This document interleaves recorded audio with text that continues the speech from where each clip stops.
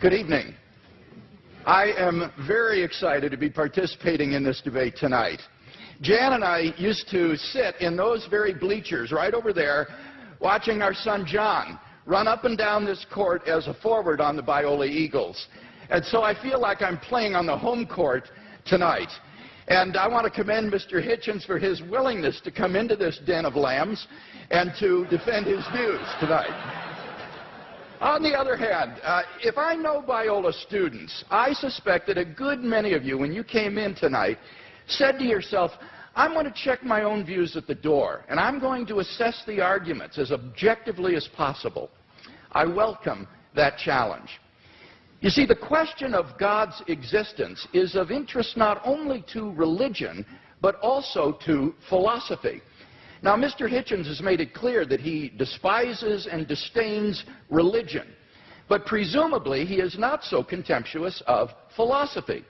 Therefore, as a professional philosopher, I'm going to approach tonight's question philosophically, from the standpoint of reason and argument. I'm convinced that there are better arguments for theism than for atheism. So, in tonight's debate, I'm going to defend two basic contentions. First, that there's no good argument that atheism is true. And secondly, that there are good arguments that theism is true. Now, notice carefully the circumscribed limits of those contentions. We're not here tonight to debate the social impact of religion, or Old Testament ethics, or biblical inerrancy. All interesting and important topics, no doubt, but not the subject of tonight's debate, which is the existence of God. Consider then my first contention, that there's no good argument that atheism is true. Atheists have tried for centuries to disprove the existence of God, but no one's ever been able to come up with a successful argument. So, rather than attack straw men at this point, I'll just wait to hear Mr. Hitchens present his arguments against God's existence, and then I'll respond to them in my next speech. In the meantime, let's turn to my second main contention, that there are good arguments that theism is true. On your program insert, I outline some of those arguments. Number one, the cosmological argument. The question of why anything at all exists is the most profound question of philosophy. The philosopher Derek Parfit says, no question is more sublime than why there is a universe, why there is anything, rather than nothing. Typically, atheists have answered this question by saying that the universe is just eternal and uncaused. But there are good reasons, both philosophically and scientifically, to think that the universe began to exist. Philosophically, the idea of an infinite past seems absurd. Just think about it. If the universe never began to exist, that means that the number of past events in the history of the universe is infinite. But mathematicians recognize that the existence of an actually infinite number of things leads to self-contradictions. For example, what is infinity minus infinity? Well, mathematically, you get self-contradictory answers. This shows that infinity is just an idea in your mind, not something that exists in reality. David Hilbert, perhaps the greatest mathematician of the 20th century, wrote, "The infinite is nowhere to be found in reality. It neither exists in nature nor provides a legitimate basis for rational thought. The role that remains for the infinite to play is solely that of an idea." But that entails that since past events are not just ideas, but are real, the number of past events must be finite. Therefore, the series of past events can't go back forever. Rather, the universe must have begun to exist. This conclusion has been confirmed by remarkable discoveries in astronomy and astrophysics. In one of the most startling developments of modern science, we now have pretty strong evidence that the universe is not eternal in the past, but had an absolute beginning about 13 billion years ago in a cataclysmic event known as the Big Bang. What makes the Big Bang so startling is that it represents the origin of the universe from literally nothing. For all matter and energy, even physical space and time themselves, came into being at the Big Bang. As the physicist P.C.W. Davies explains, the coming into being of the universe, as discussed in modern science, is not just a matter of imposing some sort of organization upon a previous incoherent state, but literally the coming into being of all physical things from nothing. Now, this puts the atheist in a very awkward position. As Anthony Kinney of Oxford University urges, a proponent of the Big Bang Theory, at least if he is an atheist, must believe that the universe came from nothing and by nothing. But surely that doesn't make sense. Out of nothing, nothing comes. So why does the universe exist instead of just nothing? Where did it come from? There must have been a cause which brought the universe into being. Now, as the cause of space and time, this being must be an uncaused, timeless, spaceless, immaterial being of unfathomable power. Moreover, it must be personal as well. Why? Because the cause must be beyond space and time. Therefore, it cannot be physical or material. Now, there are only two kinds of things that fit that description. Either an abstract object, like numbers, or else a personal mind. But abstract objects can't cause anything. Therefore, it follows that the cause of the universe is a transcendent, intelligent mind. Thus, the cosmological argument gives us a personal creator of the universe. 2, the teleological argument. In recent decades, scientists have been stunned by the discovery that the initial conditions of the Big Bang were fine-tuned for the existence of intelligent life with a precision and delicacy that literally defy human comprehension. This fine-tuning is of two sorts. First, when the laws of nature are expressed as mathematical equations, you find appearing in them certain constants, like the gravitational constant. These constants are not determined by the laws of nature. The laws of nature are consistent with a wide range of values for these constants. Second, in addition to these constants, there are certain arbitrary quantities put in as initial conditions on which the laws of nature operate. For example, the amount of entropy, or the balance between matter and antimatter in the universe. Now, all of these constants and quantities fall into an extraordinarily narrow range of life-permitting values. Were these constants or quantities to be altered by less than a hair's breadth, the balance would be destroyed and life would not exist. To give just one example, the atomic weak force, if it were altered by as little as 1 part out of 10 to the 100th power, would not have permitted a life-permitting universe. Now, there are 3 possible explanations of this remarkable fine-tuning: physical necessity, chance, or design. Now, it can't be due to physical necessity because the constants and quantities are independent of the laws of nature. In fact, string theory predicts that there are around 10 to the 500th power different possible universes consistent with nature's laws. So could the fine-tuning be due to chance? Well, the problem with this alternative is that the odds against the fine-tunings occurring by accident are so incomprehensibly great that they cannot be reasonably faced. The probability that all the constants and quantities would fall by chance alone into the infinitesimal life-permitting range is vanishingly small. We now know that life-prohibiting universes are vastly more probable than any life-permitting universe. So if the universe were the product of chance, the odds are overwhelming that it would be life-prohibiting. In order to rescue the alternative of chance, its proponents have therefore been forced to resort to a radical metaphysical hypothesis, namely that there exists an infinite number of randomly ordered, undetectable universes composing a sort of world ensemble or multiverse of which our universe is but a part. Somewhere in this infinite world ensemble, finely tuned universes will appear by chance alone, and we happen to be one such world. Now, wholly apart from the fact that there's no independent evidence that such a world ensemble even exists, the hypothesis faces a devastating objection.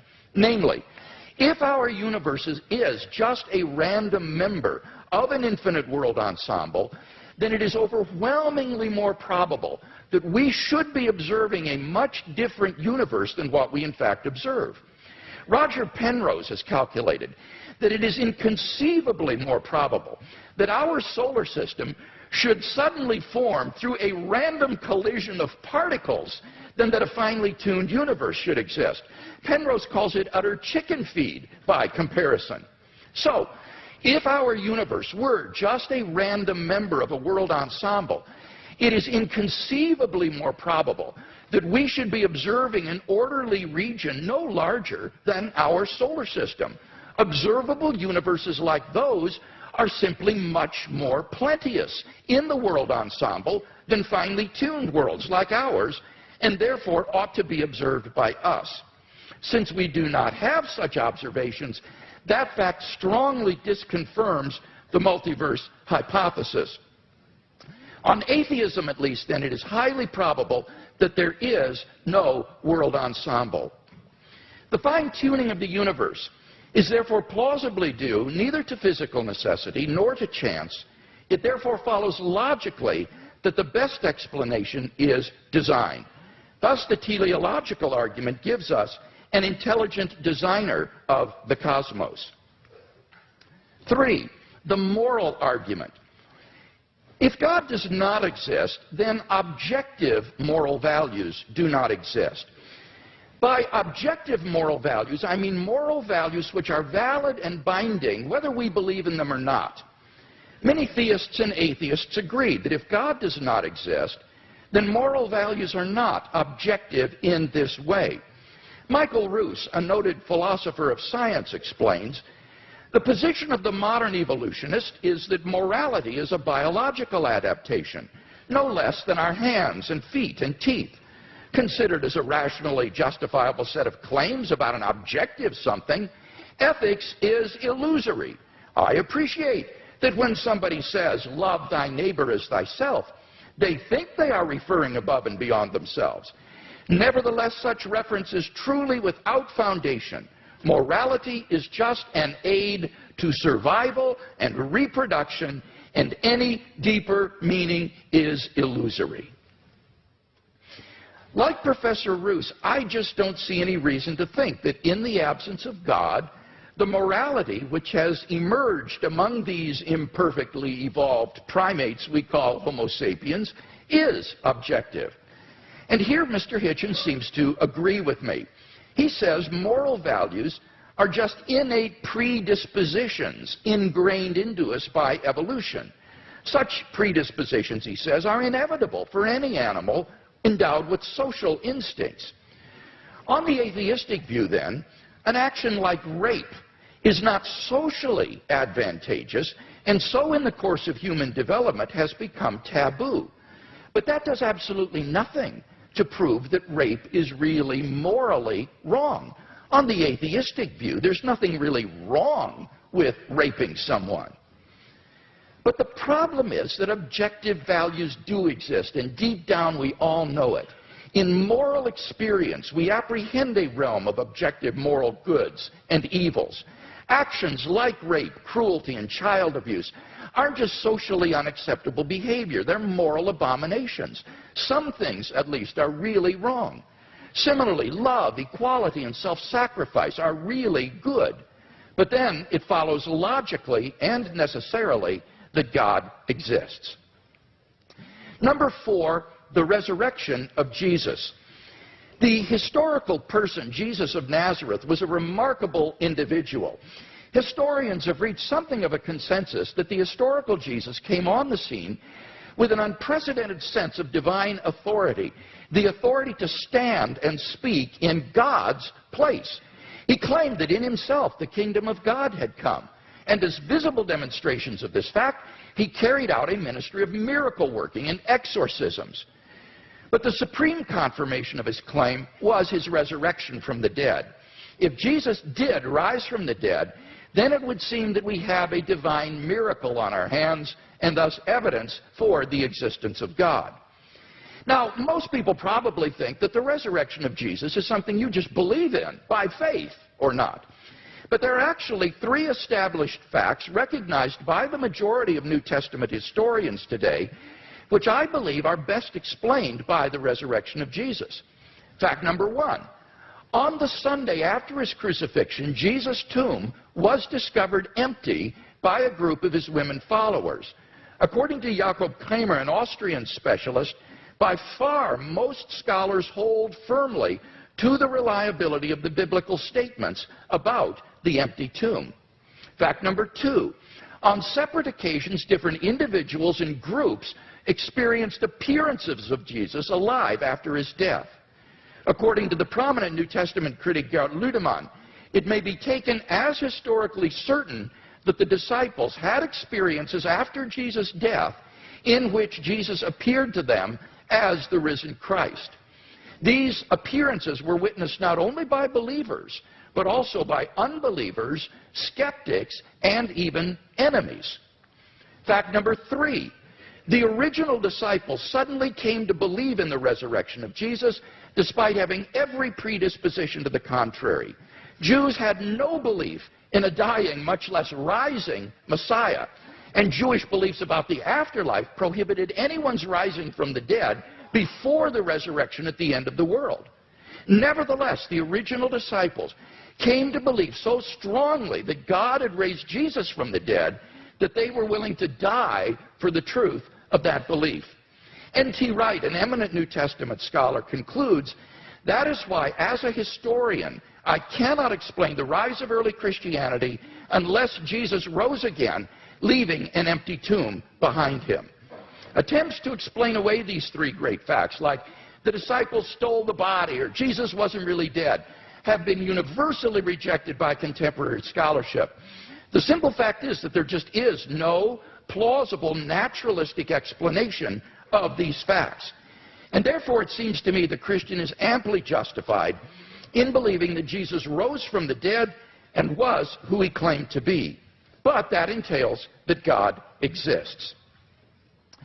Finally, number five, the immediate experience of God. This isn't really an argument for God's existence. Rather, it's the claim that you can know that God exists wholly apart from arguments, simply by immediately experiencing him. Philosophers call beliefs like this properly basic beliefs. They aren't based on other beliefs. Rather, they're part of the foundation of a person's system of beliefs. Other properly basic beliefs include the belief in the reality of the external world, the belief in the existence of the past and the presence of other minds like your own. When you think about it, none of these beliefs can be proved. But although these sorts of beliefs are basic for us, that doesn't mean they're arbitrary. Rather, they're grounded in the sense that they're formed in the context of certain experiences. In the experiential context of seeing and hearing and feeling things, I naturally form the belief in a world of physical objects. And thus my beliefs are not arbitrary, but appropriately grounded in experience. They're not merely basic, but properly basic. In the same way, belief in God is, for those who know him, a properly basic belief grounded in our experience of God. Now, if this is right, there's a danger that arguments for God's existence could actually distract your attention from God himself. If you're sincerely seeking God, then God will make his existence evident to you. We mustn't so concentrate on the external arguments that we fail to hear the inner voice of God speaking to our own hearts. For those who listen, God becomes an immediate reality in their lives. So, in conclusion then, we've seen 5 good arguments to think that God exists. If Mr. Hitchens wants us to believe instead that God does not exist, then he must first tear down all 5 of the arguments that I presented, and then in their place erect a case of his own to prove that God does not exist. Unless and until he does that, I think that theism is the more plausible worldview.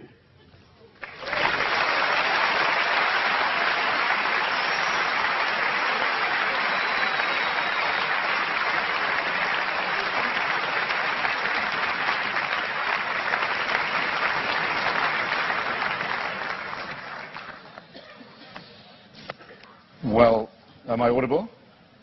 Am I audible to all? Yes.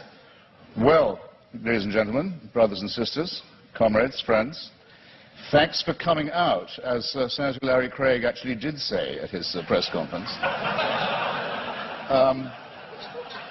Thank you, Mr. Hewitt and Dr. Craig, for being among the very many Christians who have so generously and hospitably and warmly taken me up on the challenge I issued when I started my little book tour, and welcomed me to your places to have this most important of all discussions.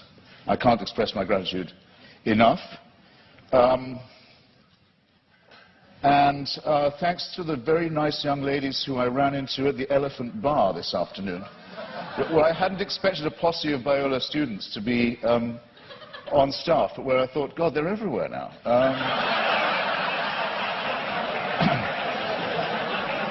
Now, what I have discovered in voyaging around this country and others in this debate, and just debating with Hindus, with Muslims, with the Jews, with Christians of all stripes, is that the arguments are all essentially the same for belief in the supernatural, for belief in faith, for belief in God, but that there are very interesting and noteworthy discrepancies between them.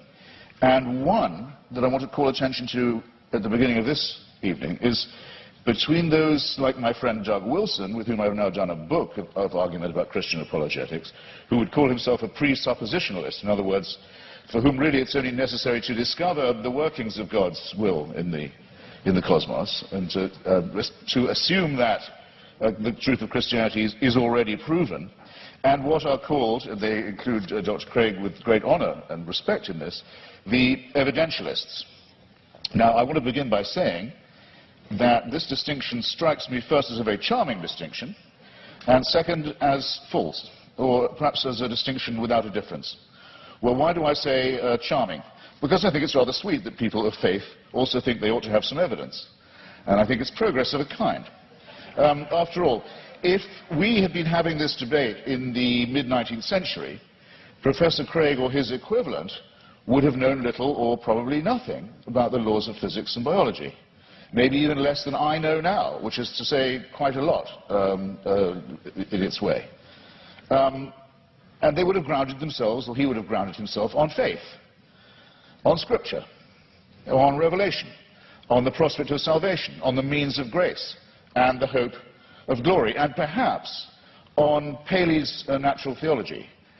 Paley, who had the same rooms, or had the same rooms later occupied by Charles Darwin in Cambridge, with its watchmaker theory of design that I know I don't have to expound to you, but which briefly suggests that if an Aborigine is walking along a beach and finds a gold watch ticking, he knows not what it's for, or where it came from, or who made it, but he knows it's not a rock, he knows it's not a vegetable, he knows it must have had a designer. The Paley analogy held for most Christians for many years, because they were willing to make the assumption that we were mechanisms, and that therefore there must be a watchmaker.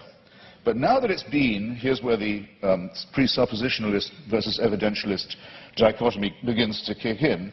Now it's been rather painstakingly and elaborately demonstrated, to the satisfaction of most people, I don't want to just use arguments from authority, but it's not very much contested anymore, that we are not designed as creatures, but that we evolved by a rather laborious combination of random mutation and natural selection into the species that we are today.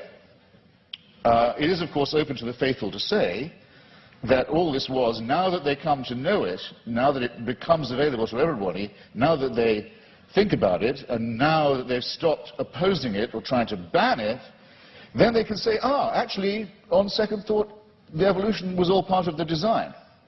Well, as you will recognize, ladies and gentlemen, there are some arguments I can't be expected to refute or rebut because there's no way around that argument. I mean, if everything, including evolution, which isn't a design, is nonetheless part of a divine design, then all the advantage goes to the person who's willing to believe that. That cannot be disproved. But it does seem to me a very poor, very weak argument, because the test of a good argument is that it is falsifiable, not that it's unfalsifiable. So this I would therefore, this tactic or this style of argument, which we've had some evidence of this evening, I would rebaptize, or might I dare say I would rechristen it, as retrospective evidentialism. In other words, everything can, in due time, if you have enough faith, be made to fit.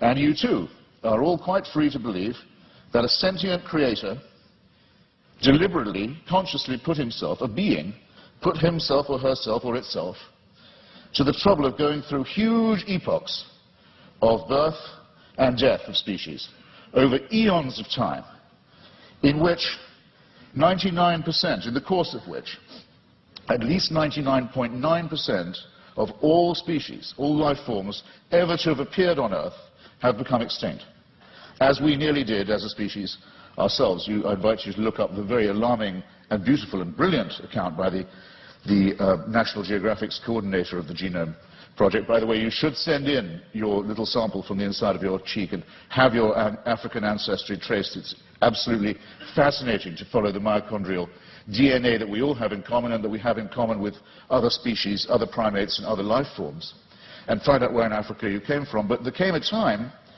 probably about 180,000 years ago, when, due to a terrible climatic event, probably in Indonesia, an appalling global warming crisis occurred. And the estimate is that the number of humans in Africa went down to between 40 and 30,000. This close, think about fine-tuning, this close to joining every other species that had gone extinct. And that's our Exodus story, is that somehow, we don't know how, because it's not written in any scripture, it's not told in any book, it's not part of any superstitious narrative, but somehow the escape from Africa to cooler latitudes was made. But that's how close it was. You have to be able to imagine that all this mass extinction and death and randomness is the will of a being. You are absolutely free to believe that if you wish. And all of this should happen so that one very imperfect race of evolved primates should have the opportunity to become Christians or to turn up at this gym tonight. That all of that was done with us in view. It's a curious kind of solipsism. It's a curious kind of self-centeredness. I was always brought up to believe that Christians were modest and humble and comported themselves with due humility. And there's a certain arrogance to this assumption that all of this extraordinary development was all about us. And we were the intended and desired result, and everything else was in the discard. The tremendous wastefulness of it, the tremendous cruelty of it, the tremendous caprice of it, the tremendous tinkering and incompetence of it, never mind, at least we're here. And we can be people of faith. It doesn't work for me, I have to simply say that, and I think there may be questions of psychology involved in this as well. Believe it if you can. I can't stop you. Believe it if you like. You're welcome. It's obviously impossible, as I said before, to disprove, and it equally obviously helps you to believe it if, as we all are, you're in the happy position of knowing the outcome. In other words, we are here, but there's a fallacy lurking in there somewhere too. Is there not? Now, it's often said, it was said tonight, and Dr. Craig said it in print, that atheists think they can prove the non-existence of God. This, in fact, very slightly but crucially misrepresents what we've always said. And there's nothing new about the new atheists, it's just we're recent. There's nothing particularly new. Dr. Victor Stenger, a great scientist, has written a book called The Failed Hypothesis, which he says he thinks that science can now license the claim that there definitely is no God. But he's unique in that, and I think very bold and courageous. Here's what we argue. We argue quite simply that there's no plausible or convincing reason, certainly no evidential one, to believe that there is such an entity, and that all observable phenomena, including the cosmological one to which I'm coming, are explicable without the hypothesis. You don't need the assumption. And this objection itself, our school falls into at least two, perhaps three sections. There's no such thing, no such word, though there should be, as atheism, or as being an atheist, but if there was one, I would say that's what I was. I don't believe that we are here as the result of a design, or that by making the appropriate propitiations and adopting the appropriate postures and following the appropriate rituals, we can overcome death. I don't believe that, and for a priori reasons, don't. If there was such a force, which I cannot prove by definition that there was not, if there was an entity that was responsible for the beginning of the cosmos, and that also happened to be busily engineering the very laborious production of life on our little planet, it still wouldn't prove that this entity cared about us, answered prayers, cared what church we went to, or whether we went to one at all, cared who we had sex with, or in what position, or by what means, cared what we ate, or on what day, cared whether we lived or died. There's no reason at all why this entity isn't completely indifferent to us. That you cannot get from deism to theism except by a series of extraordinarily generous to yourself assumptions. The deist has all his work still ahead of him to show that it leads to revelation, to redemption, to salvation, or to suspensions of the natural order, in which hitherto you've been putting all your faith, all your evidence is on scientific and natural evidence, or, why not, for a change of pace and a change of taste, say yes, but sometimes this same natural order, which is so miraculous in observation, no question about it, is so impressive in its favoring the conditions for life in some ways, but it's randomly suspended when miracles are required. So with caprice and contempt, these laws turn out not to be so important after all, as long as the truth of religion can be proved by their being rendered inoperative. This is having it both ways in the most promiscuous and exorbitant manner in my submission. Bear in mind also that these are not precisely the differences between Dr. Craig and myself, I mean, morally or intellectually equivalent claims. After all, Dr. Craig, to win this argument, has to believe and prove to a certainty. He's not just saying there might be a God, because he has to say there must be one, otherwise we couldn't be here and there couldn't be morality. It's not a contingency for him.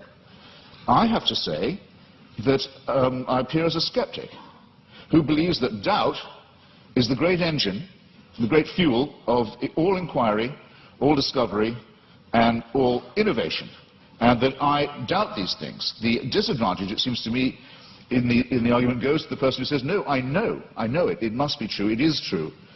We are too early in the study of physics and biology, it seems to me, to be dealing in certainties of that kind, especially when the stakes are so high. It seems to me, to put it in a condensed form, extraordinary claims, such as the existence of a divine power with a son who cares enough to come and redeem us, extraordinary claims require truly extraordinary evidence. I don't think any of the evidence we heard from Dr. Craig, brilliantly marshalled as it was extraordinary enough to justify the extreme claims that are being made and backed by it.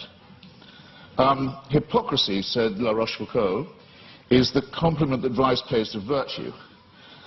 Retrospective evidentialism strikes me in something of the same sort of light. It's a concession made to the need for fact.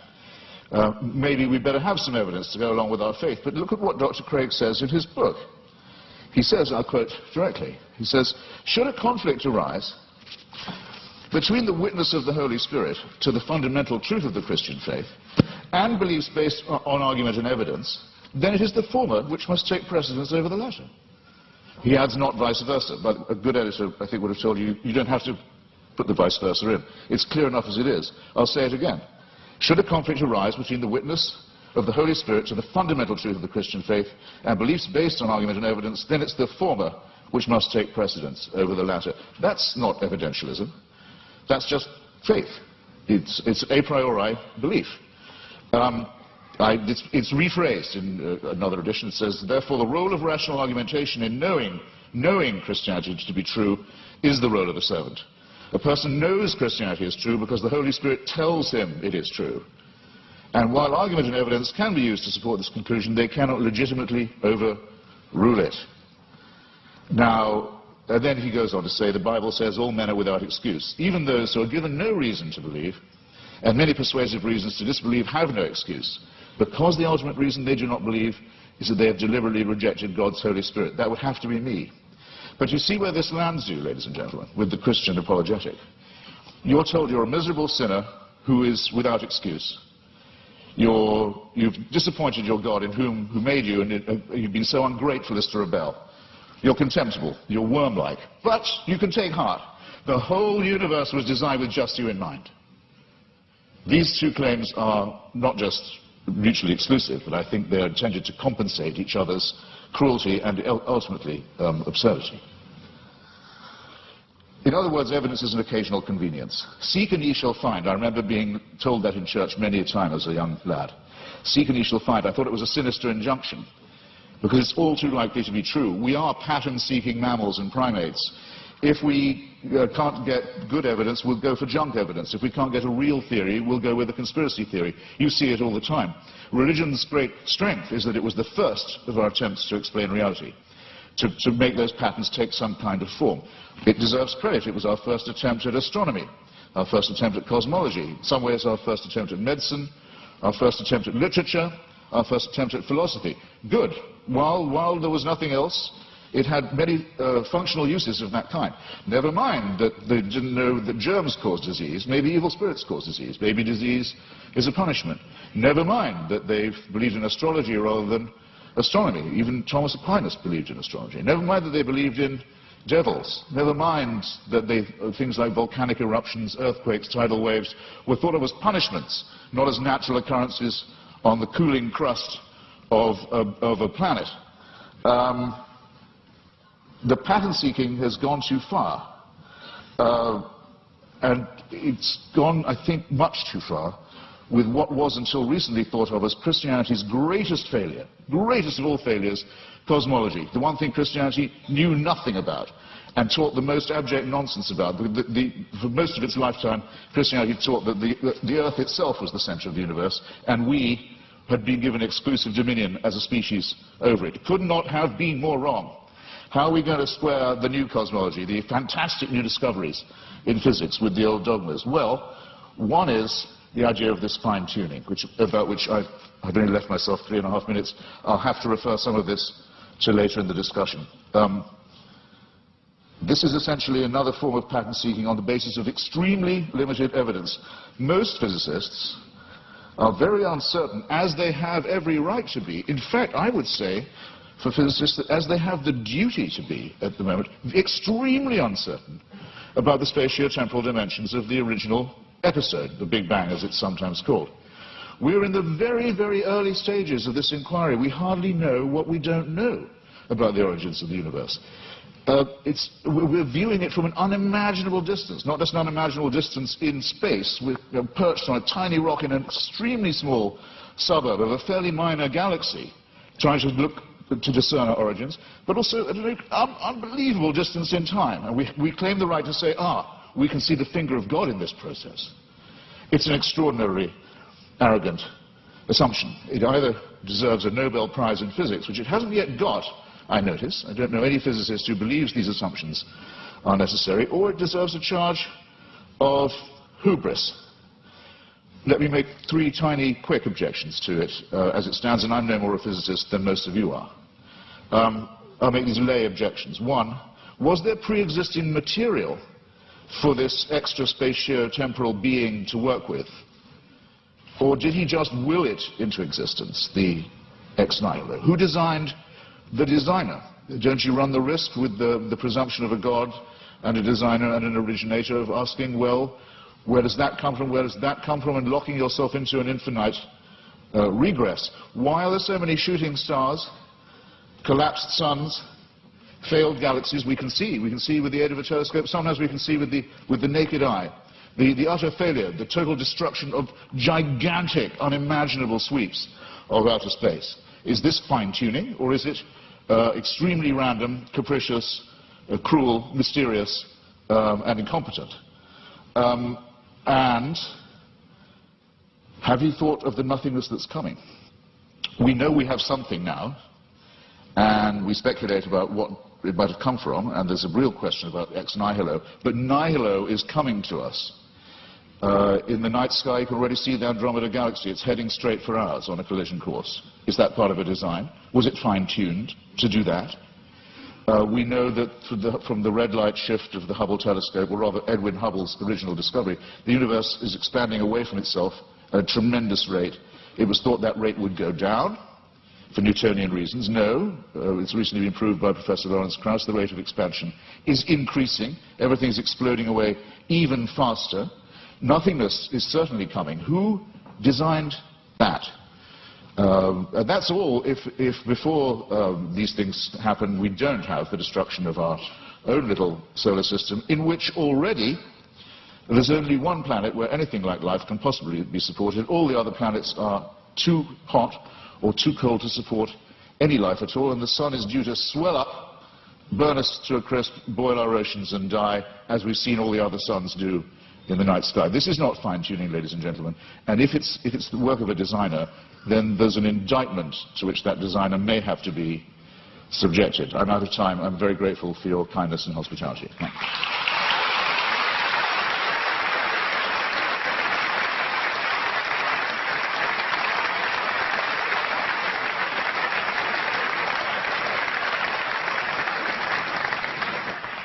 Dr. Craig, a 12-minute rebuttal.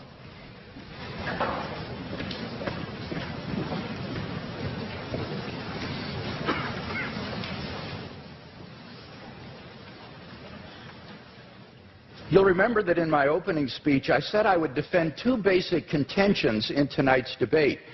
First, that there's no good argument that atheism is true. Now, far from being a point of contention tonight, as far as I understood Mr. Hitchens' last speech, he would agree with that first statement, that there is no good argument that atheism is true.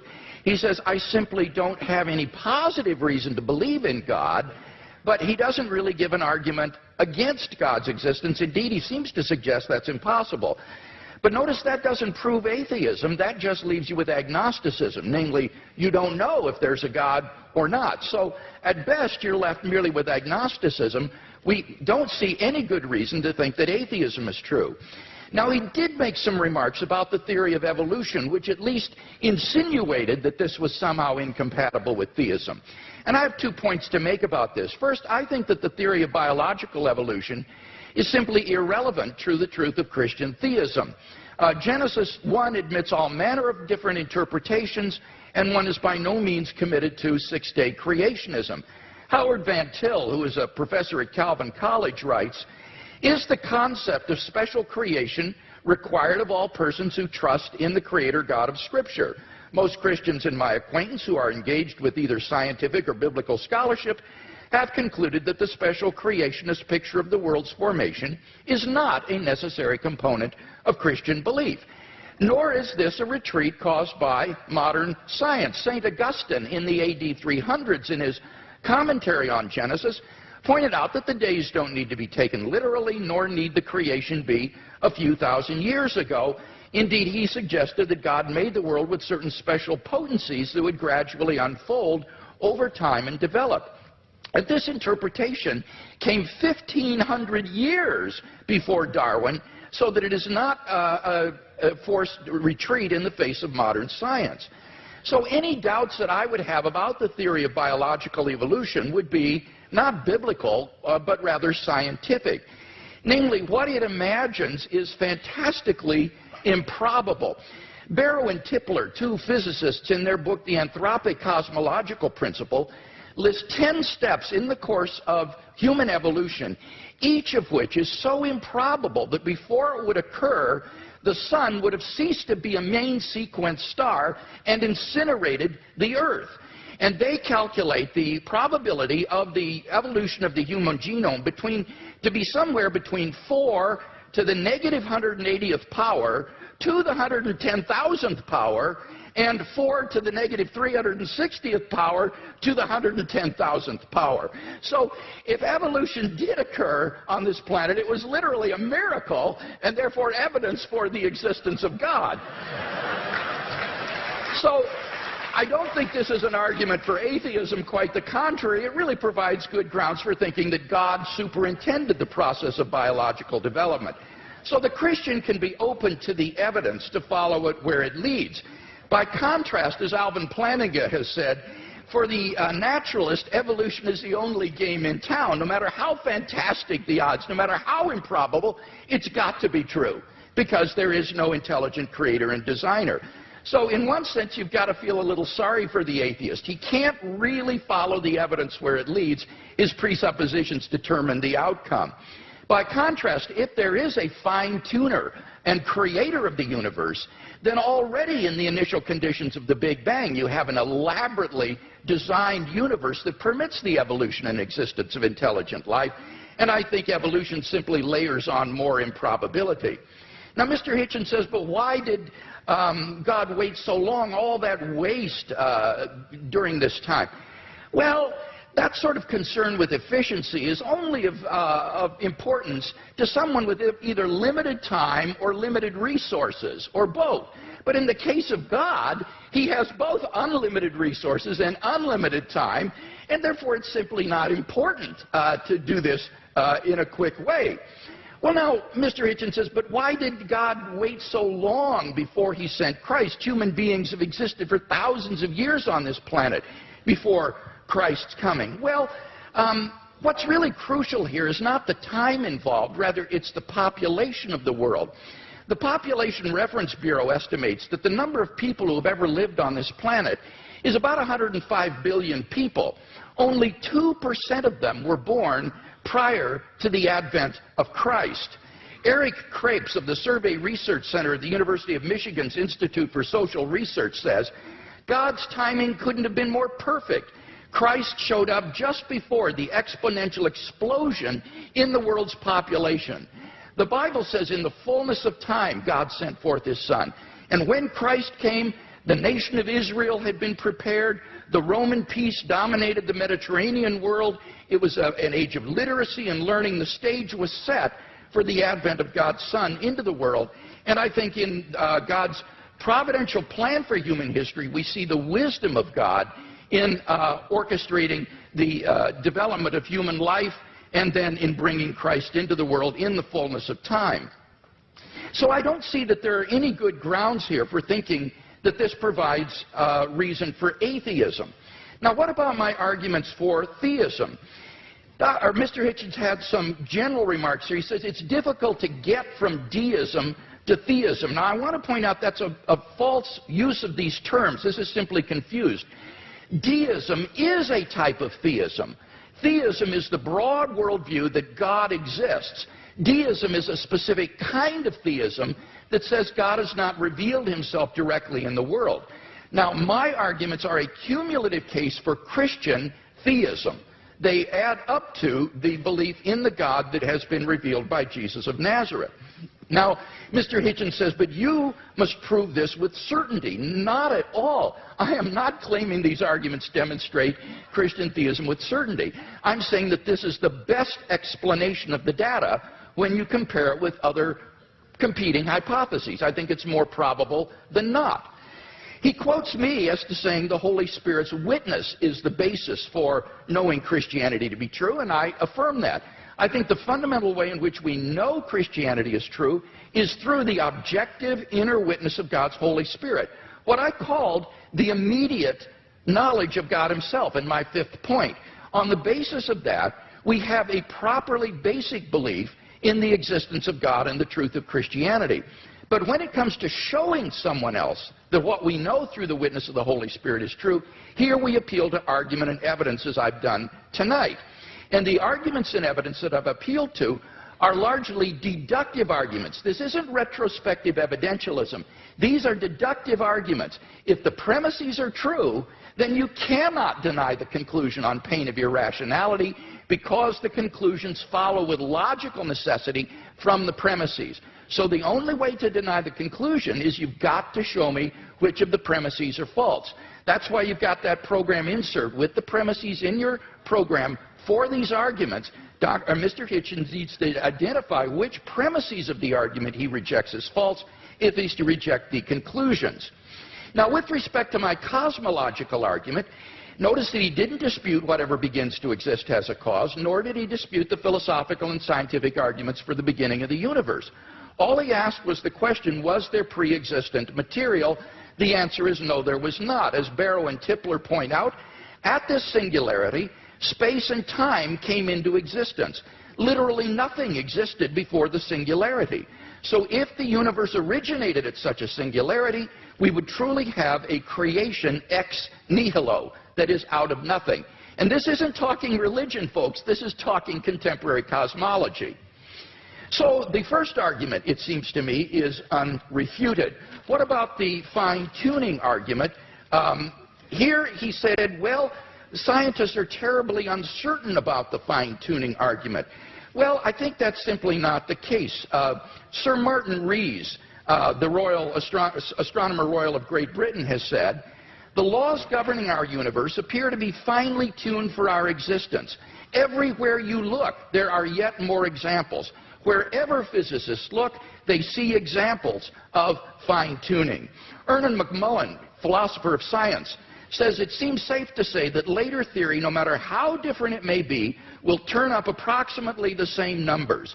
And the numerous constraints that have to be imposed on these numbers seem both too specific and too numerous to evaporate entirely. So that it's very unlikely that this fine-tuning is going to vanish or be explained away. Now, Mr. Hitchens responds, but we're headed toward nothingness. We're ultimately going to be doomed, and therefore the universe is not designed. Well, now, this is not a very powerful objection. The temporal duration of something is irrelevant to whether it's been designed.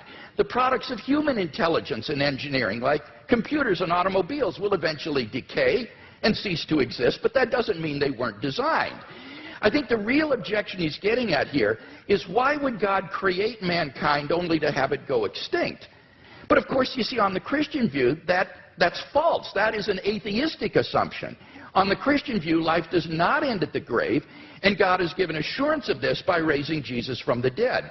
So the objection simply has no purchase against Christian theism. So it seems to me that the fine-tuning argument is also unrefuted.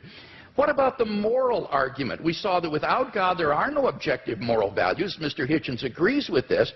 And yet he himself affirms over and over again moral statements, like the moral reprobation of religious intolerance and violence in the name of religion. So he does affirm objective values, but without any basis for it. What I can offer him as a theist is a transcendent basis for the objective moral values and duties that we both want to affirm.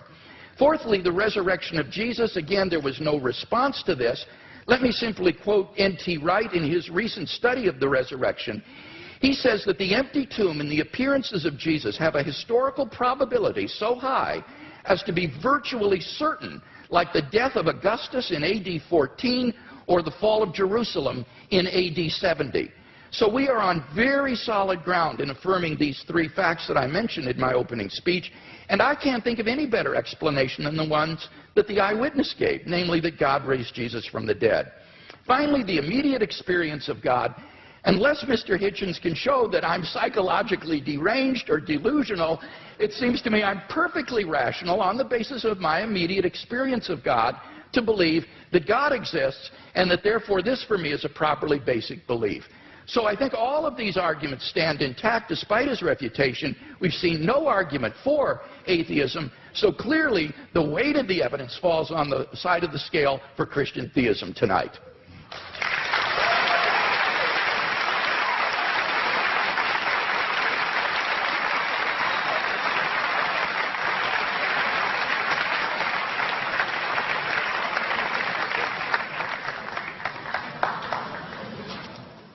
There is a terminological problem here, which may conceal more than just terminological difficulty. The proposition that atheism is true, or that is a misstatement of what I have to prove and what we believe. There's an argument among some of us as to whether we need the word at all. In other words, I don't have a special name for my unbelief in tooth fairies, say, or witches, or in Santa Claus. I just don't think that they're there. I don't have to prove a tooth fairyism. I don't have to prove a Santa Clausism. I don't have to prove a witchism. It's just, I have to say, I think that those who do believe these things have never been able to make a plausible or intelligible case for doing so. That's not agnosticism, because it seems to me that if you don't think there is any evidence, you're wrong to take refuge in saying you're neutral. You ought to have the courage to answer the question which one is regularly asked: are you an atheist or not? Yes, I will say, I am. You can't tell anything else about me. You can't tell anything else about what I think, about what I believe, about what my politics are, or my other convictions. It's just that I don't believe in the existence of a supernatural dimension, and I've never been shown any evidence that any process observable to us cannot be explained by more satisfactory and more convincing means. The great physicist Laplace, when showing his working model of the solar system to the Emperor Napoleon, was asked, well, your model seems to have no room for a god in it, for deity. And he said, well, Your Majesty, it still all operates without that assumption. Now,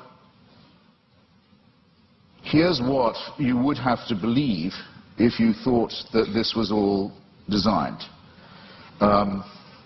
Dr. Craig gave a slight parody of what I think about this. It could be true, but you'd have to imagine, let's say the human species has been, Homo sapiens has been with us, some people say as long as 250,000 years, some say 200, some say 100,000. Francis Collins and Richard Dawkins oscillate about this. It's not a very big argument. I'll just take 100,000, if you like. You have to imagine that human beings are born. Well, actually, most of them, a good number of them aren't born. They die in childbirth, or don't long outlive it. They're born into a terrifying world of the unknown. Everything is a mystery to them, everything from disease to volcanic eruptions. Everything is, their life expectancy for the first, I don't know, many tens of thousands of years would be lucky to be in the 20s, probably dying agonizingly over their teeth, poorly evolved as the teeth are, and from other inheritances from being primates, such as the appendix that we don't need, such as the fact that our genitalia appear to have been designed by a committee, other shortcomings of the species, exaggerated by scarcity, by war, by famine, by competition, and so on. And for 98,000 years or so, heaven watches this with complete indifference. And that, we know where your children go to school, by the way. Heaven watches this with total indifference, and then, with 2,000 years to go on the clock, thinks, actually, it's time we intervened. We can't go on like this. Why don't we have someone tortured to death in Bronze Age Palestine? That should teach them.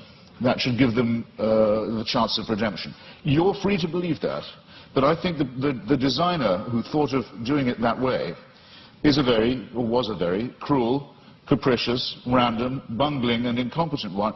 The news of this, Dr. Craig talks as if, okay, but since then there have been more people born, so it might have been a good time in terms of population growth. Well, there are a huge number of people in the world who still haven't even heard of this idea.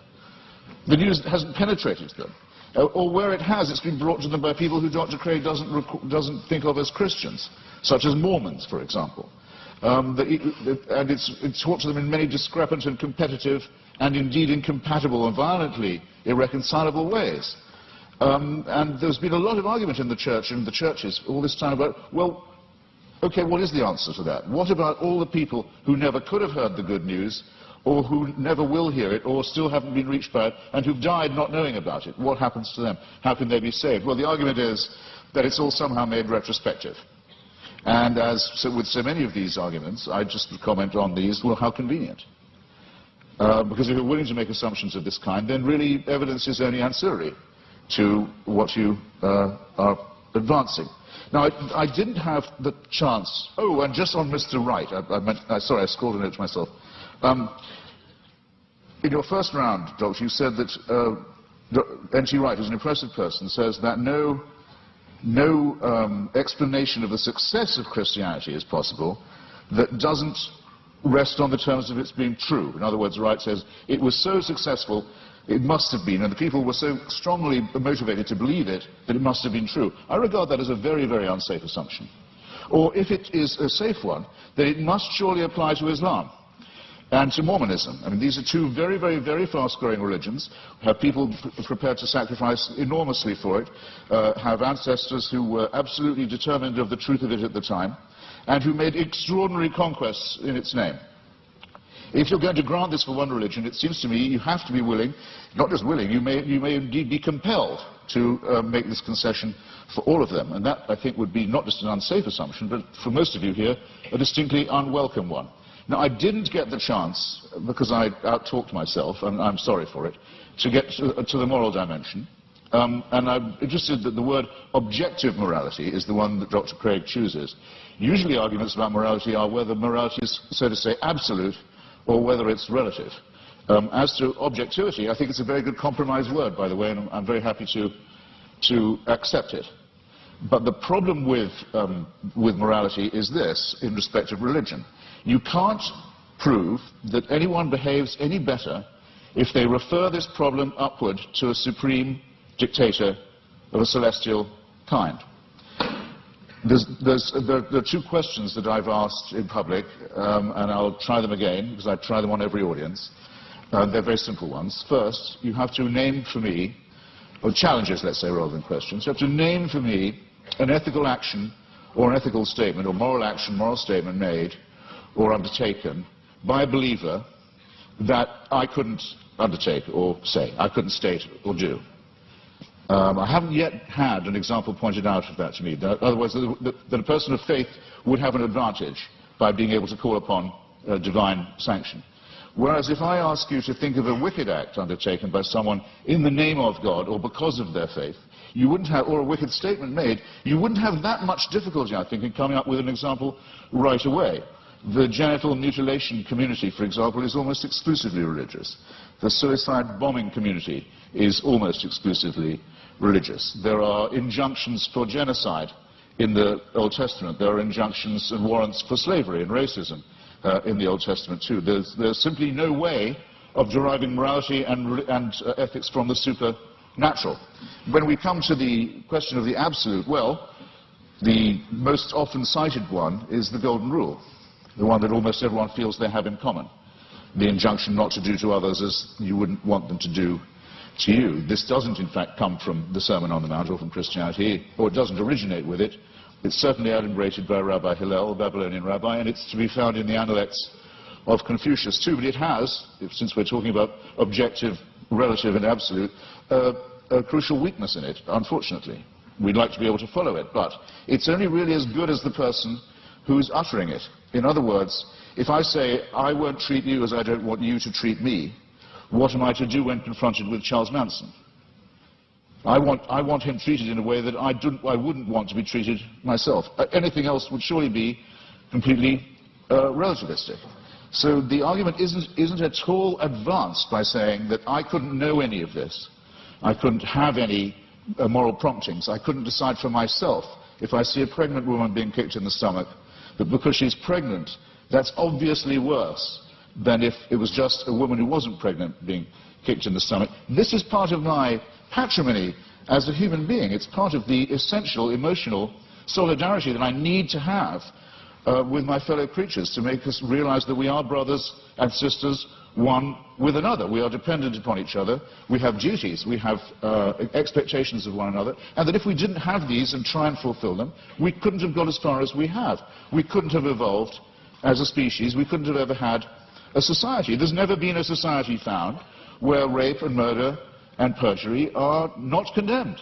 And these moral discoveries long, or absolutes if you want to call them that, long predate the arrival of anything recognizable as monotheism. It's a bit like the argument of free will. People say, well, how do you have free will? Do you think you do have it? Well, it's a very, very difficult subject indeed. Some religions say you don't, in effect, have it. That all is determined by heaven. You're really only a plaything in a larger game. I take that to be some of the point of Calvinism. There are some schools of Islam also that say it is only as Allah wills. There's no will of yours really involved, as long as you're willing to make the prostration and the obedience. So the connection between religion and free will isn't as simple, as easy as some people like to think it is. But I would say, yes, I think we have free will. When asked why I think so, I would have to take refuge in philosophical irony and say, because I don't think we have any choice but to have free will. But at least I know at this point that I'm being ironic. and that some of the irony is at my own expense, and it's a risk I have to be willing to run. But the Christian answer is, of course you have free will. The boss insists upon it.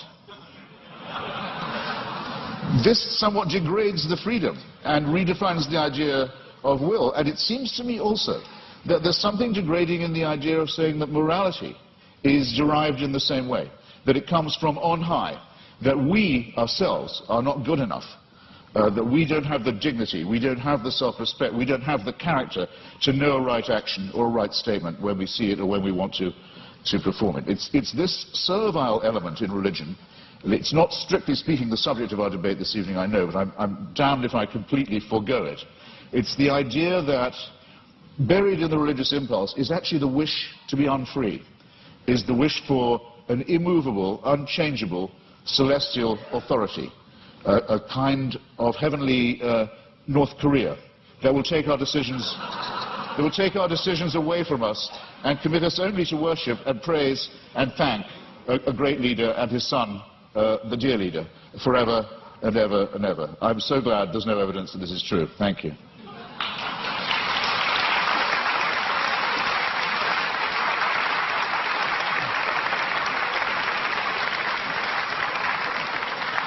We now enter the period of cross-examination, which trial-like allows the questioner to pose and the answer only to answer and not to repeat the question or to dodge. 6 minutes of questions begin to Dr. Craig, followed by 6 minutes of questions to Mr. Hitchens. Dr. Craig, your questions for Mr. Hitchens. All right. Let's talk first about whether there are any good arguments to think that atheism is true. Now, it seems to me that you're rather ambivalent here, that you say, you redefine atheism to mean a sort of atheism or non-theism. That's what it means.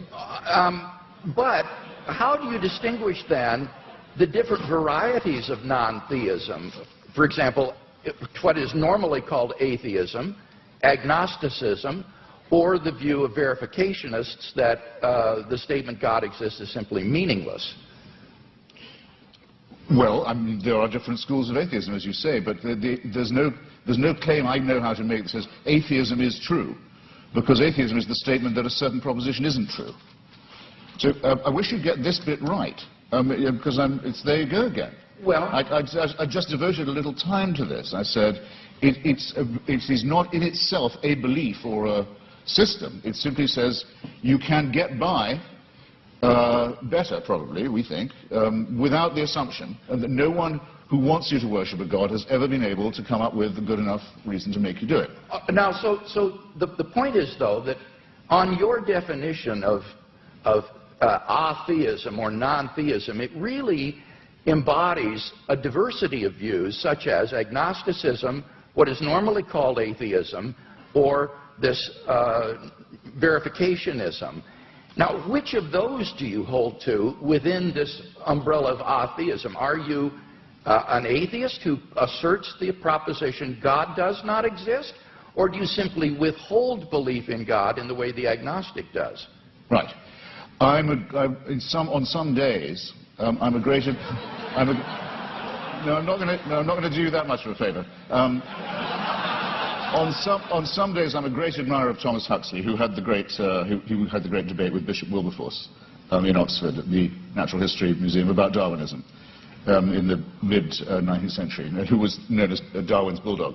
We would now say Darwin's pit bull, and who completely trounced the good bishop. But I can't thank him for inventing the term agnostic. And I can't thank him for some of his social Darwinist positions either, some of which are rather unattractive. Now, I need an answer to this. Because I think agnosticism is evasive. To me, yes, if you talk about the power of the Holy Spirit and so forth, to me, that is meaningless. It's to me, I'm sorry, I've tried. It's white noise. It's like saying there is only one God and Allah is his messenger. It's gibberish to me. There are many of us, I'm sorry, there are just many of us of whom this is the case. It may be true, it is true. Okay, Mr. Hitchens, I got to press you here. Feel free. What is your view exactly? Press away. Do you affirm God does not exist, or do you simply withhold belief? I think once I have said that I've never seen any persuasive evidence for the existence of something, and I've made real attempts to study the evidence presented and the arguments presented, that I will go as far as to say, have the nerve to say, that it does not therefore exist, except in the minds of its, except in the Henry Jamesian subjective sense that you say of it being so real to some people in their own minds that it counts as a force in the world. Yes. Okay, so you do affirm then that God does not exist. Now, what I want to know, and do you have any justification for that? I think I've come unwired in some horrible way. You're fine. Are you sure? Do you have any arguments leading to the conclusion that God does not exist? Well, I would rather. I think I'm wondering if I'm boring anybody now. I would rather say. I'd rather state it in reverse and say I find all the arguments in favor to be fallacious or unconvincing. And I'd have to add that though this isn't my reason for not believing in it, that I would be very depressed if it was true. But that's a quite different thing. I don't say of atheism that it's at all morally superior. That would be very risky. I wouldn't admit that it was at all morally inferior either, but we can at least be acquitted on the charge of wishful thinking. I wonder if that's the case. Would you agree that the absence of evidence is not evidence of absence? Well, you know, I'm not sure that I would agree. Okay. Let's turn to the moral argument and talk about that a little bit. I think you've misunderstood the moral argument. Given the stakes, Doctor, given the stakes, we're not talking about unicorns or tooth fairies or leprechauns here. We're talking about an authority that would give other human beings the right to tell me what to do in the name of God. So for a claim like that, if there's no evidence for it, it seems to me not a small question. No, certainly not a small question. But you're making a very, very, very large claim. Your evidence had better be absolutely magnificent, it seems to me. And it's the lack of magnificence, I think, that began to strike me first. One final question, Doctor. Okay, well, let's go to the moral argument. It seems to me there that you've misunderstood the argument in that we're looking for an objective foundation for the moral values and duties that we both, I think, want to affirm. It's not a matter of whether or not we can know what is right and wrong, or that we need God to tell us what is right and wrong. It's rather that we need to have some sort of an objective foundation for right and wrong. Wouldn't you agree on your view? It's simply the sociobiological spin-offs of the evolutionary process, and that therefore these do not provide any sort of objective foundation for moral values and duties. That could be true, yes. That could well be true. Yeah, I don't want to be too much of a reductionist, but it's entirely possible that it is purely evolutionary and functional. One wants to think that there's a bit more to one's love for the fellow creature than that. But it doesn't add one iota of weight or moral gravity to the argument to say, but that's because I don't believe in a supernatural being. It's a non sequitur. Mr. Hitchens, your questions for Dr. Craig. Well, I'd like to know first, you said that the career of Jesus of Nazareth involved a ministry of miracles and exorcisms. When you say exorcism, do you mean that you believe in devils too? What I meant there was that most historians agree that Jesus of Nazareth practiced miracle working and he practiced exorcisms. I'm not committing myself, nor are historians committing themselves to the reality of demons, but they are saying that Jesus did practice exorcism and he practiced healing. So you believe that Jesus of Nazareth caused devils to leave the body of a madman and go into a flock of pigs that hurled themselves down the Gadarene slopes into the sea? Do I believe that's historical? Yes. Right. That would be sorcery, wouldn't it, though? No, it would be an illustration of Jesus' ability to command even the forces of darkness, and therefore an illustration of the sort of divine authority that he was able to command and exercise. This, as I say, is illustrative of this unprecedented sense of divine authority that Jesus of Nazareth had, that he even could command the forces of darkness and that they would obey. So whether you think he was a genuine exorcist or that he merely believed himself to be an exorcist, what is historically undeniable is that he had this radical sense of divine authority, which he expressed by miracle working and exorcisms. Right. And you believe he was born of a virgin? Yes, I believe that as a Christian. I couldn't claim to prove that historically. That's not part of my case tonight. But as a Christian, I believe that. And I know you believe in the resurrection, but yes, as a matter of biblical, what shall we call it, consistency, it's said in one of the Gospels that at the time of the crucifixion, all the graves of Jerusalem were opened, and all the tenants of the graves walked the streets and greeted their old friends. It makes the resurrection sound rather commonplace in the greater Jerusalem area. That's in the Gospel of Matthew, and that's actually attached to a crucifixion narrative. That's what I said. It says at the time of the crucifixion. That's right. At the time of the crucifixion, it says that there were appearances of Old Testament saints in Jerusalem at the time. This is part of Matthew's description of the crucifixion scene. Do you believe that? I don't know whether Matthew intends this to be apocalyptic imagery or whether he means this to be taken literally. I've not studied it in any depth, and I'm open-minded about it. I'm willing to be convinced one way or the other. You see, the reason I'm pressing you is this because, we know from Scripture that the pharaohs, the magicians, could produce miracles. In the end, Aaron could outproduce them. But what I'm suggesting to you is even if the laws of nature can be suspended and great miracles can be performed, it doesn't prove the truth of the doctrine of the person who's performing them. Or would you not agree to that? Not necessarily. I think that's right. So somebody could be casting out devils from pigs, and that wouldn't prove he was the Son of God? I think that's right. In fact, there were Jewish exorcists. The only point that I was trying to make there was that this was illustrative of the kind of divine authority that Jesus claimed, especially since he didn't cast them out in God's name, or he didn't perform miracles by praying to God. He would do them in his own authority. So that Jesus exercised an authority that was simply unheard of at that time, and for which he was eventually crucified because it was thought to be blasphemous. Well, it was thought to be blasphemous to claim to be the Messiah, to be exact. The people who got the closest look at him, the Jewish Sanhedrin, thought that his claims were not genuine. So remember, if you're resting anything on eyewitnesses, the ones who we definitely know were there thought he was bogus. But, okay, I think I've got a rough idea. Assuming you make that assumption of his pre-existing divinity, that it's a presuppositionalist case, I can see what you're driving at. Well, no, I've got another question for you, which is this. How many religions in the world do you believe to be false?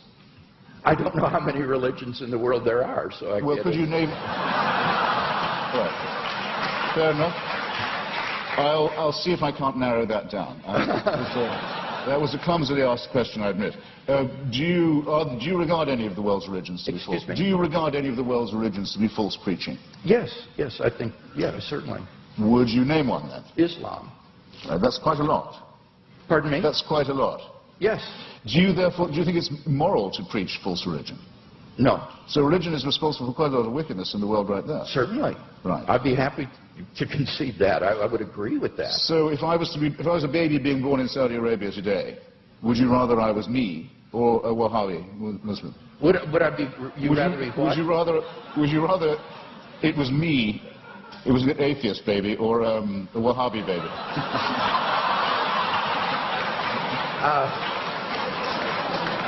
I don't have any preferences to whether you would.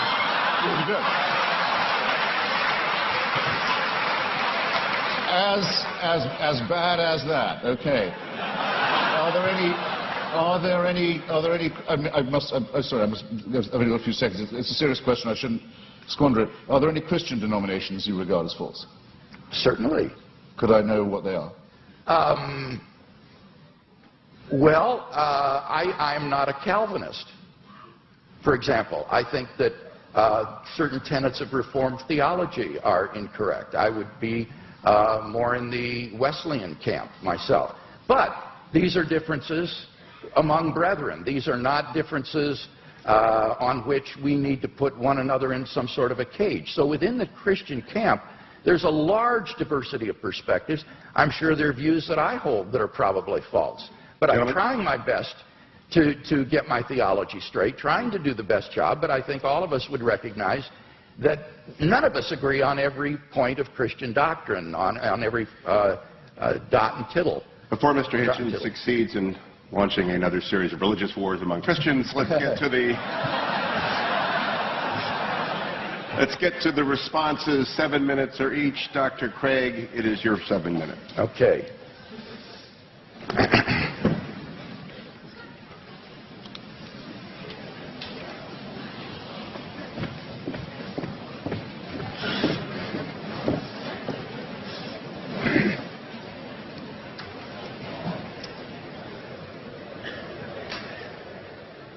Well, I think it's very evident that in tonight's debate, we've not heard any good reasons to think that what is normally called atheism is true. That is to say, the belief that God does not exist. Mr. Hitchens withholds belief in God, but he's unable to give us any argument to think that God does not exist, which is what is called positive atheism. Now, he does mention that the human species has been here for 100,000 years, but I've already responded to that. What's crucial there is not the number of years, it's the population. And only 2% of the population of the earth has existed before Christ.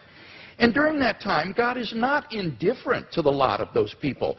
Rather, he is preparing humanity, preparing the world for the advent of Christ so that in the fullness of time, Christ would come into the world. And those people who lived apart from Christ, God cared for them as well and provided for them. The Bible says, ever since the creation of the world, God's invisible nature, namely his eternal power and deity, has been clearly perceived in the things that have been made. Paul says that from one man, God made every nation of men, that they should inhabit the whole earth. And he determined the times set for them and the exact places that they should live. He did this so that men would seek him and perhaps reach out for him and find him, for he is not far from each one of us, for in him we live and move and have our being. So that those who lived before Christ were covered by the death of Christ, they were covered by his atoning sacrifice, and God will judge them on the basis of the information that they had in their response to general revelation. Similarly, for those who haven't heard of the gospel yet today, they will be judged on the basis of the information that they do have and how they respond to that. And aren't you glad that you don't have to judge them? You can leave this up to the hands of a just and holy and merciful God who will judge people on the basis of how they respond to the revelation that they do have. So we've not heard any argument tonight that God does not exist. Now, by contrast, I've given 5 arguments to show that Christian theism is true. First, we saw the cosmological argument. Mr. Hitchens has not disagreed with either of the premises of this argument, and so we have good grounds for believing there's a personal creator of the universe. As for the teleological argument, again, he didn't respond to what I said in my last speech with respect to the fine-tuning being well established in science, and that the fact that we're going toward nothingness, as he puts it, is an atheistic assumption, not a Christian assumption, and therefore doesn't do anything to disprove design. Now, what about the moral argument? Here he says that you have to prove that people would behave better if they believed in God. That's not the argument. I hope that's clear to everyone. The argument is that without God as a transcendent foundation for moral values, we're simply lost in socio-cultural relativism. Who are you to judge that the Nazi ethic was wrong? Who are you to judge that the ethic of ancient Hinduism was wrong? Who are you to judge that the Afrikaner apartheid is wrong? This is all just the result of socio-cultural evolution, and there is no transcendent objective standard apart from God, and that's what God delivers for us. Now, Mr. Hitchens says, name one moral action that an unbeliever could not take. Well, that's trivially easy. If God exists, there are all kinds of moral duties that we have that the unbeliever could not recognize. At the panel discussion last week in Dallas, when Mr. Hitchens demanded that someone name such an action, a pastor on the panel immediately piped up, how about tithing? Well, leave it to a pastor to think of that, but clearly that's an action that only a believer would take. Even more fundamentally, what about the first and greatest commandment? You shall love the Lord your God with all your heart, with all your strength, with all your mind. That is an action that only a believer can take. No unbeliever can discharge even this most fundamental of moral duties.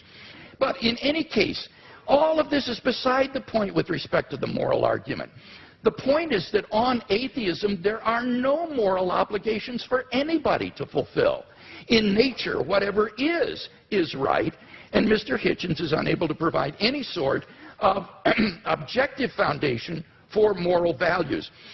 Massimo Pigliucci is a philosopher of biology. This is what he has to say. He says, on atheism, there is no such thing as objective morality. Morality in human cultures has evolved, and what is moral for you might not be moral for the guy next door, and certainly is not moral for the guy across the ocean.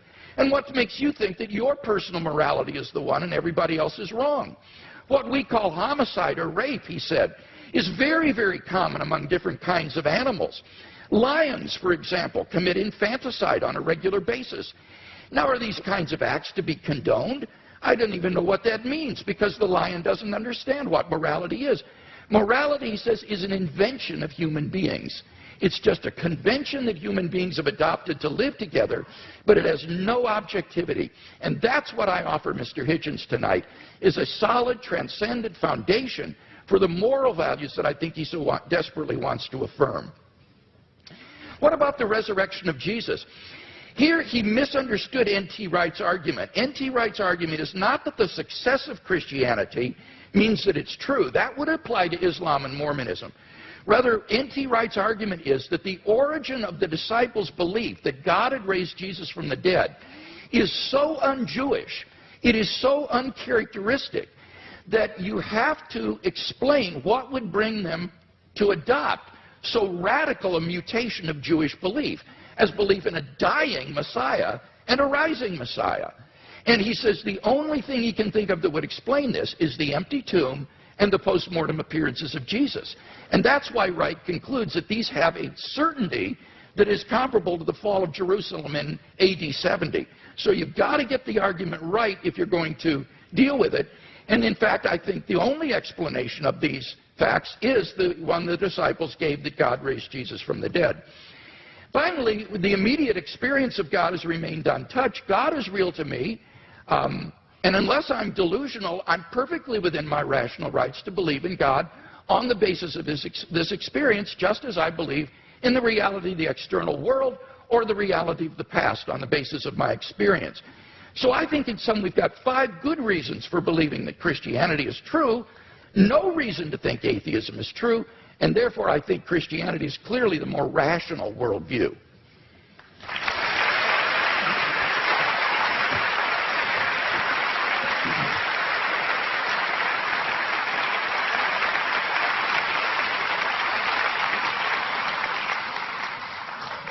I think it's you'll correct me if I'm wrong, it's Tertullian, isn't it, who says something like, it's variously translated, credo quia absurdum, that the very improbability of the thing, the very unlikelihood of it, the unlikelihood that anyone would fabricate such a thing, for example, that a Jew could be brought to believe something so extraordinary, is testimony to its truth. I'm sure there can't be anyone who doesn't think that's a little too easy, a little too facile. I myself, for example, have followed the career of a woman known vulgarly in the media as Mother Teresa, an Albanian named Agnes Bujashu, a Catholic fanatic operating in the greater Calcutta area.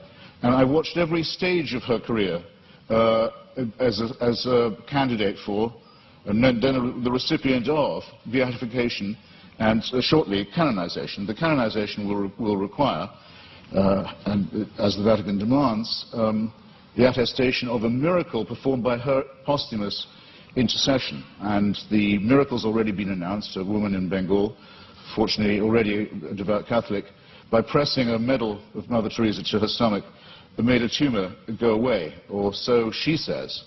All the witnesses to this have since recanted. All the doctors have given a much better explanation of how she was cured, of the swelling and the growth and what the medicines were and so forth, but they're still stuck with it.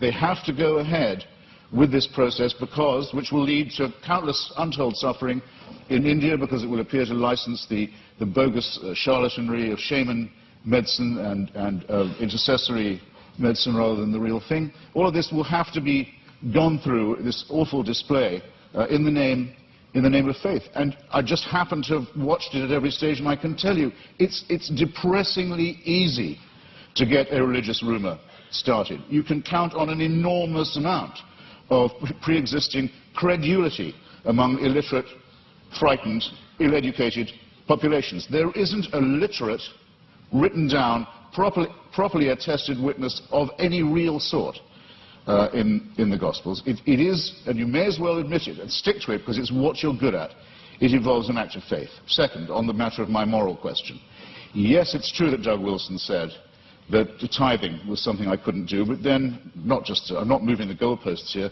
I don't think I'd regard giving all my money to the new St. Andrew's Church as a moral act.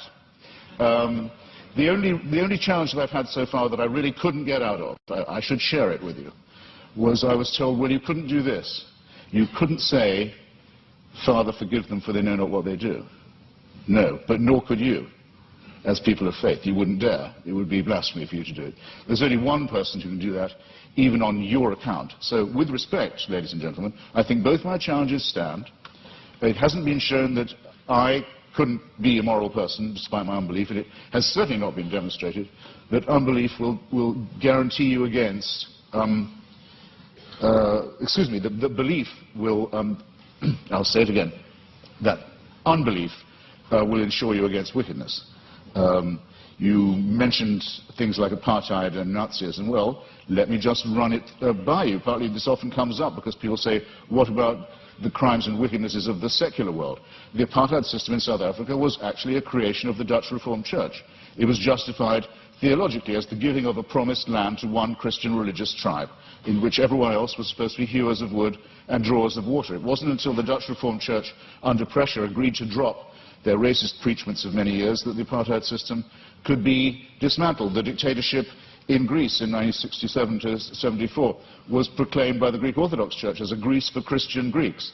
The Russian Orthodox Church at present, maybe this is one of the churches you don't recognize as Christian, I don't know, but it's currently become the bodyguard of the Vladimir Putin dictatorship in Russia. They are now producing, the Russian Orthodox Church, actual icons with halos around them of Joseph Stalin for distribution to extreme Russian nationalists and chauvinists for whom the church has become the spiritual sword and buckler. In Nazi Germany, prayers were said every year on the Führer's birthday by order of the churches for his survival and well-being. The first concordat signed by Hitler and by Mussolini in both cases was with the Vatican. If you take out the word fascist from any account of the 1920s and 30s, any reputable historical account, and you insert the words Christian right wing or actually Catholic right wing, you don't have to change a word of the rest of the sentence. And the third member of the Axis, the Japanese Empire, was led by someone who actually claimed he was himself a god, and to whom everyone in Japan was a serf, and had to admit his godhead and divinity. And it was said to all of them, where would we know without the emperor? How would we know what to do? How would we know what a right action was? Without him, there would be screwing in the streets. There would be chaos. No one would know their bearings.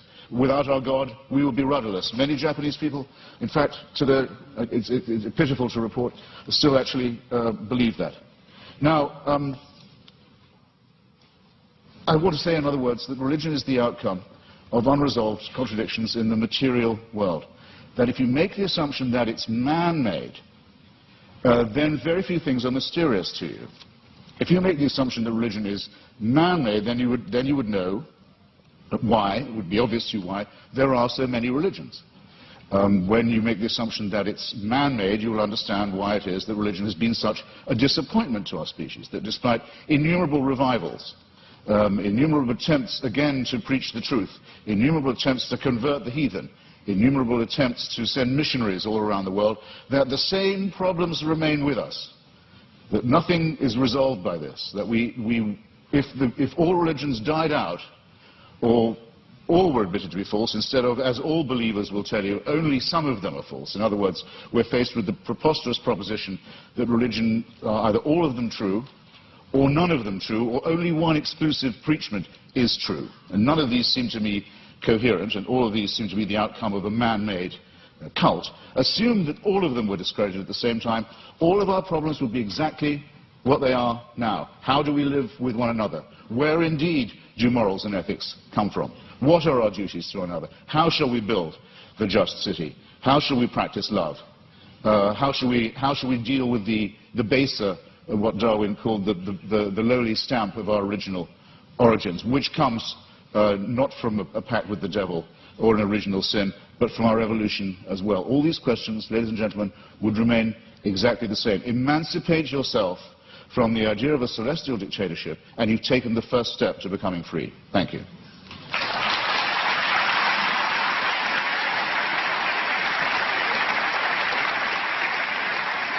Dr. Craig, your closing argument, 5 minutes.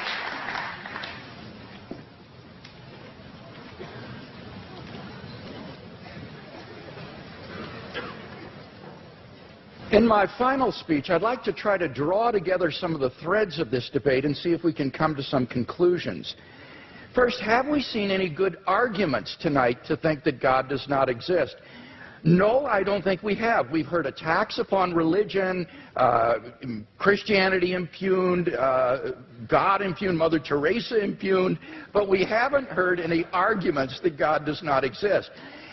Mr. Hitchens seems to fail to recognize that atheism is itself a worldview, and it claims alone to be true, and all the other religions of the world false. It is no more tolerant than Christianity with respect to these other views. He asserts that he alone has the true worldview, atheism. The only problem is he doesn't have any arguments for this worldview.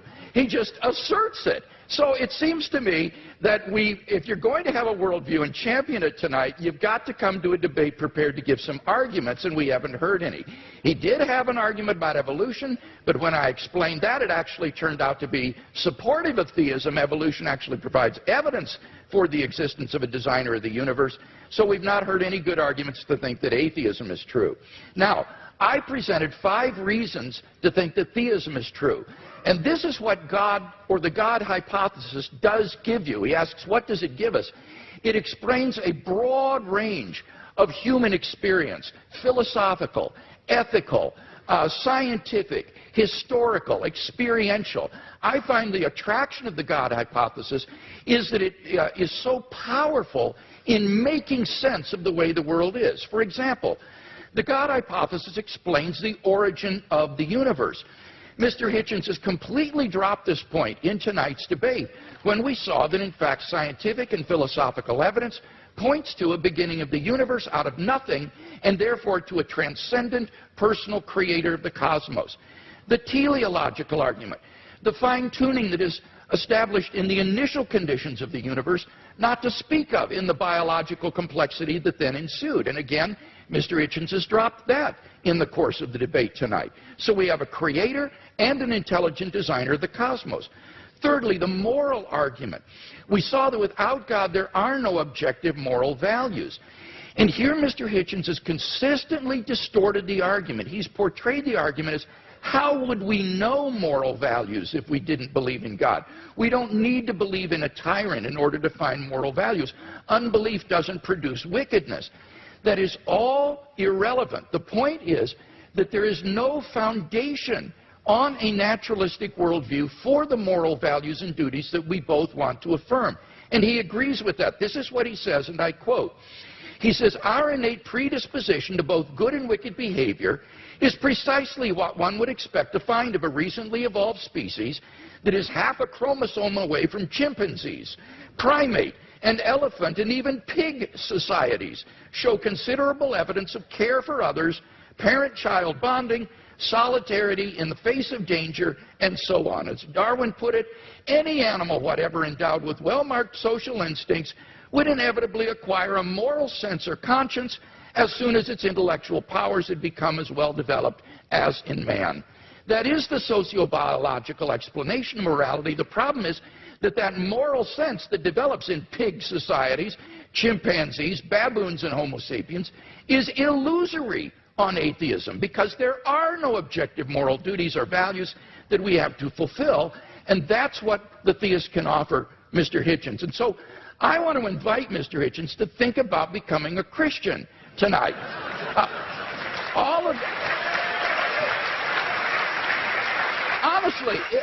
Honestly, if he is a man of goodwill who will follow the evidence where it leads, all of the evidence tonight has been on one side of the scale. And he wants to affirm objective moral values, so why not adopt theism? The resurrection of Jesus has gone unrefuted. The argument is not that it's too improbable to be false. The argument is that you need a historically sufficient explanation to explain why the disciples came to believe this. And there isn't one apart from the empty tomb and appearances.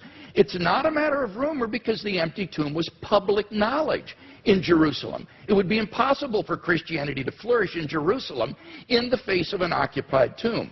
Finally, the immediate experience of God. If there's anybody watching or listening to the debate tonight who hasn't found God in a personal, experiential way, then I want to invite you as well to think about becoming a Christian. I became a Christian as a junior in high school, and it changed my entire life. And I believe that if you'll look into it honestly with an open mind and an open heart, that it can change your life as well.